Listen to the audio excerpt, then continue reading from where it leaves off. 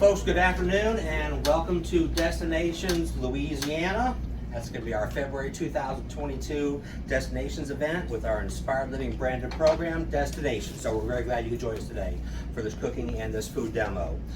Please join us as we celebrate the state of Louisiana, home of the Bayou, of course the French Quarter and Creole cooking, home of jazz, and of course where we all celebrate Mardi Gras together. Every cooking demo and drink demo would be certainly incomplete if we didn't start off with some very, very bad jokes.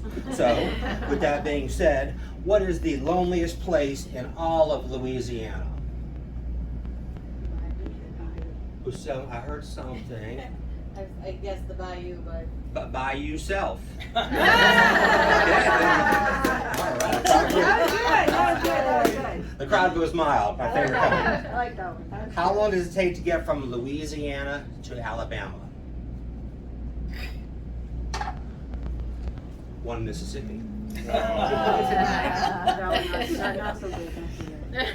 So the interviewer asks the person, do you travel to Louisiana often? The person says, only on occasion. So, hey. Keep going. Thank you so much. Don't worry, a lot more where that came from, but you know, we're doing what we call a cliffhanger, keep y'all waiting. So, anyways, Louisiana did become an official state in April 30th of 1812, which aligned with the anniversary of the Louisiana Purchase from the French on April 30th in 1803. We still have a very strong influence in the French culture in New Orleans, and if you've been there, you would certainly understand that. The United States bought Louisiana from the French for $15 million, which is a big chunk of change back then, but I wish I had a small piece of that pie right now. Wouldn't that be lovely? We're going to come back to some fun facts about Louisiana. Louisiana is named after King Louis XIV. The Lake Pontchartrain Causeway is 24 miles long, making it the longest bridge over water in the entire world. Guidon, Louisiana is also called the Duck Capital of America. New Orleans is also known as the Jazz Capital of the World. I kind of like their state slogan. It's fall in love with Louisiana all over again. Come as you are, leave different. So, what we're going to do today is we're going to be doing a cooking demonstration with Bananas Foster. We're going to be doing a drink demonstration, and we're going to make a classic hurricane drink. The hurricane drink actually originated from Pat O'Brien's restaurant. Pat O'Brien's restaurant right down in the French Quarter in New Orleans. I've been there many, many times, and I've forgotten how many times I've actually been there, I believe. But what we're going to do is actually, it's actually a really cool drink. I need to have a volunteer, and I think John already kind of just did it. So what I'm going to do is I'm going to make a quick hurricane right now. I'll make that live in front of you. When we're all done with the cooking demonstration, we'll open the bar up for everyone, and we'll open the food line up for everyone. So without further ado, here we go.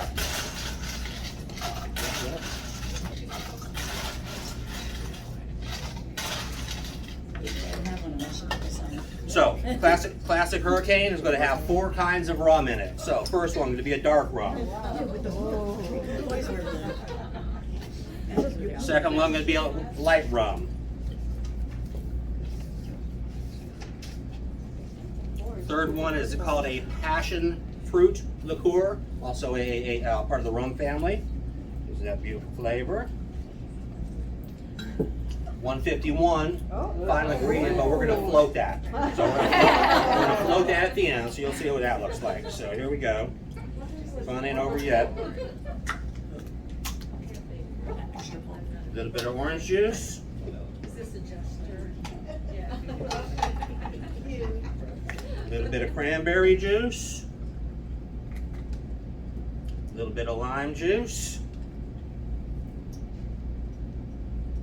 Sorry, I had this done in advance.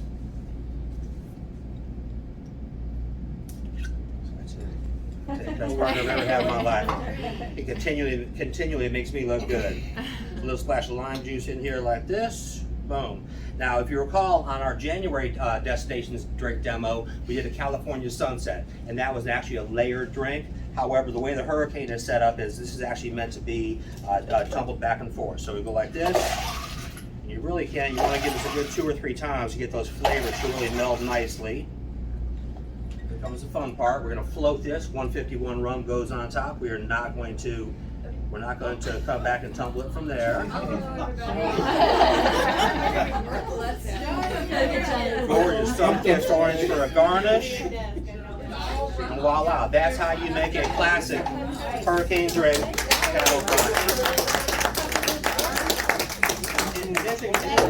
Here's an interesting fact. What I love about the Destinations program itself is it gives you a chance, and it actually gives you a reason to go out there and investigate and research and learn some items. So one thing that I learned, and once I've been to Pat O'Brien's many a time, but one thing I learned was that back in the 40s when Pat O'Brien's first opened up, what they did is there was the middle of World War II, so the government had actually taken over a lot of the factories and distilleries, etc.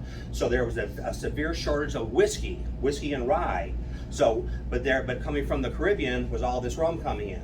So the liquor distributors, what they did is you had to buy 50 cases of rum to be able to get 1 case of whiskey. So what Pat O'Brien's did, because everyone wanted the whiskey, they're paying that full price for the whiskey. So to move the rum, what they would do is they would come back there, and they actually invented the hurricane drink. By definition, it has 4 ounces of liquor in it.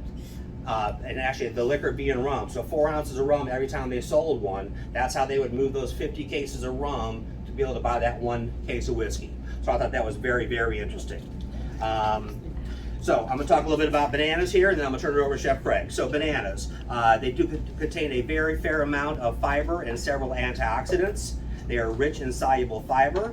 Bananas are rich in potassium, which is a mineral that is vital for heart health and especially blood pressure management.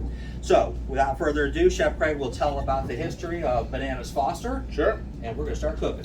So Bananas Foster was created in Louisiana. It started by a restaurant owner. His name was Owen Brennan. He actually owned Brennan's restaurant, which is famous to these days, but before Brennan's was opened, he actually owned a restaurant called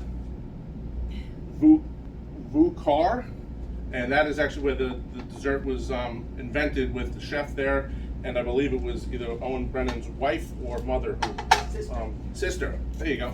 So I totally got it wrong. So we're just going to show you how we're going to throw some Bananas Fosters together. We're going to do a nice flambe, so everybody stand back so we don't burn any eyebrows or nose hairs or anything like that. But we're going to start with some butter. All right, I'm going to make about 20 portions right now. So I'm going to start with about a cup of butter. Yep. This is not a healthy dessert in any way, shape, or form, but it will put a smile on your face. And Craig, while that starts to melt down, Sure. Anyone from Louisiana proper? Anyone been to Louisiana or New Orleans? Pat O'Brien's? Keep them high? Oh, yeah. Had your hurricane? All right, perfect. All right, so while we got the butter melting right here, about a cup, we're also going to add a cup of sugar. Okay.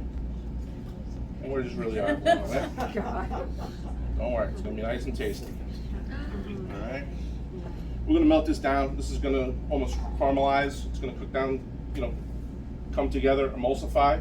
We're going to add our bananas, saute those up. Let's get some heat in here. I'm just giving it a little toss. And the fun is going to happen. We're going to have fireworks going on in this kitchen here. We don't want to get it too high. But so Bananas Foster is served a couple different ways. It can be served by itself. The most traditional way I'm going to say outside of maybe Louisiana, or maybe you know better, over vanilla ice cream, but it's also served with crepes as well. For today's presentation, we have vanilla ice cream. Got a nice vanilla bean ice cream from our food vendor. And we're going to serve that over, and we're going to eat up, and it's going to be delish.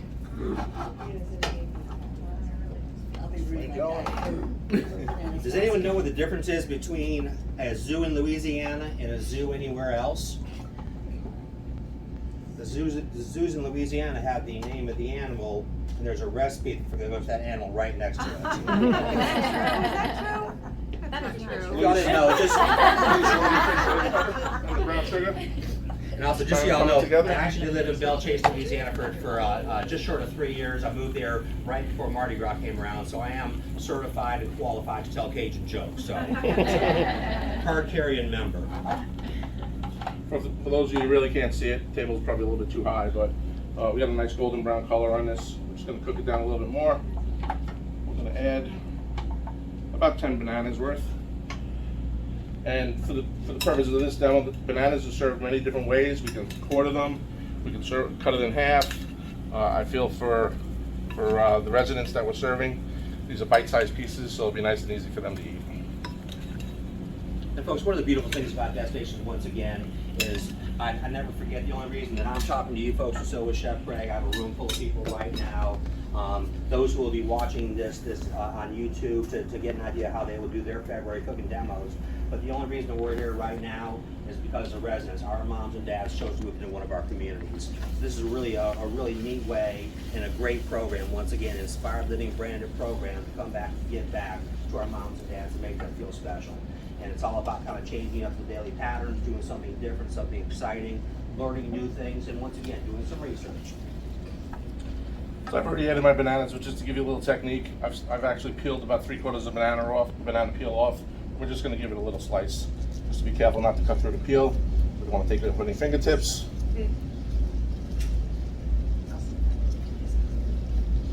Very simple. Get that out of the way. I'm going to add a little bit of cinnamon. You can actually add cinnamon and nutmeg, cinnamon or nutmeg, whatever you feel is in your palate. Make it taste better for you. Yeah, we're going to get some nice high heat on here. The bananas were actually perfect. They weren't real ripe. They were nice and firm, so that's going to help keep the texture a little bit better than the banana. If you use overripe bananas, it's probably just going to melt right away in the pan. And Craig, I know that we're serving over ice cream today. Yes, sir. Is it ever accompanied with anything else? Yeah, so we talked about the crepes that we can serve it with, or it can be served by itself. Okay. Thank you. You can put this over anything you'd like. Once you taste it, it's very delicious. Waffles, sure. French toast. There's a lot of different variations. So that's overview up. So the liquor that we're going to be adding to this, we're going to be adding a little orange liqueur, and then we're going to be finishing with some 151, as Kevin showed you before. So for those purposes, I'm going to just pull it off the flame, give it about maybe a half cup of orange liqueur there. 151. And again, off the flame, so that we don't light it on fire. That back to Kevin. And the reason that we're flambeing is that we want to cook the alcohol off, but we want to keep the flavor of the rum in the dish itself. If anybody wants to kill the lights, that would be great. But you can't see the flambe. There you go. Ooh, yay! Once this gets really hot, it should start to pick up a little bit more too. All right, put the lights back on. Thank you very much.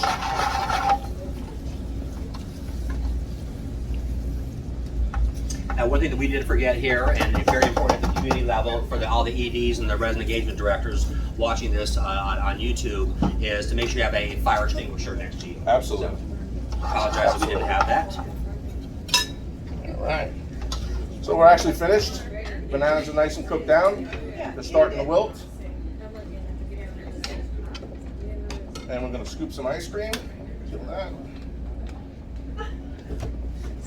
Can we get a volunteer who would like to try the first sample of this before we open up the food line? LaWanda would love it. Why not LaWanda? We have a We volunteer. have a nice fresh scoop of vanilla bean ice cream. He's not shy. All right. A little fresh sprig of mint. And a spoon. There's our finished dessert. Thank you very much. Thank you. There you go. That is a bananas foster from Louisiana, February 2022. Now, I'm going to think that we need to do the old drum roll, please, so we get the feedback. Drum roll.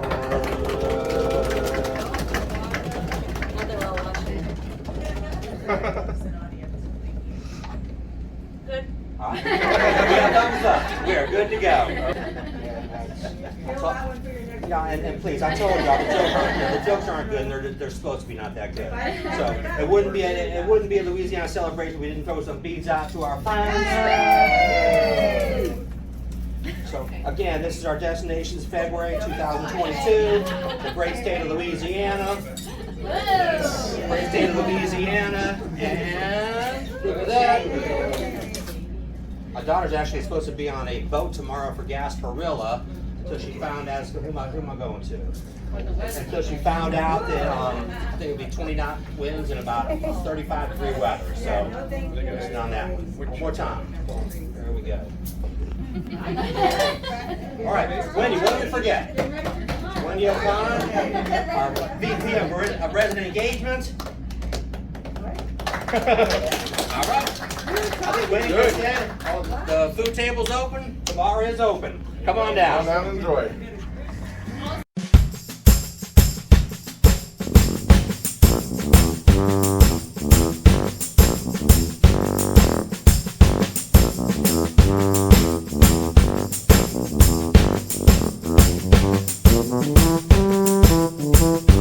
Thank you.